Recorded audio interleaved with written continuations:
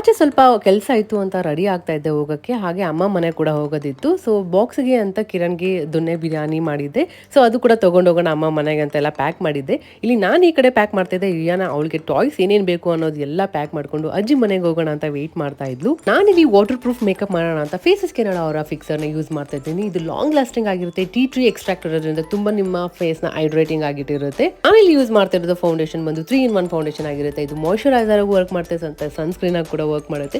10 hours ವರೆಗೂ long stay ಆಗಿರುತ್ತೆ. ಹಾಗೆ ಮತ್ತೆ ನಾನು ಯೂಸ್ ಮಾಡ್ತಾ ಇರೋ ಲಿಪ್ಸ್ಟಿಕ್ ಬಂದು ಕಂಫಿ ವೋ ಮ್ಯಾಟ್ ಲಿಪ್ಸ್ಟಿಕ್. ಇದು ತುಂಬಾ ಲೈಟ್ ವೆಯ್ಟ್ ಆಗಿರುತ್ತೆ, ಫುಡ್ ಪ್ರೂಫ್ ಮತ್ತೆ ಟ್ರಾನ್ಸ್ಫರ್ ಪ್ರೂಫ್ ಆಗಿರುತ್ತೆ. ಜಸ್ಟ್ ₹299 ಗೆ ಸಿಗುತ್ತೆ. ಈ ಶೇಡ್ ಬಂದು ಕೋಕೋ ಕ್ರಶ್ ಶೇಡ್, ನನ್ನ ಫೇವ್ರೇಟ್ ಅಂತಾನೆ ಹೇಳ್ಬೋದು. ತುಂಬಾ ಚೆನ್ನಾಗಿ ಕಾಣಿಸ್ತಾ ಇತ್ತು. ಹಾಗೆ ಅದನ್ನ ನಾನು ಹೈಲೈಟರ್ ಆಗಿ ಕೂಡ ಚೀಕ್ಸ್ಗೆ ಅಪ್ಲೈ ಮಾಡಿದೆ.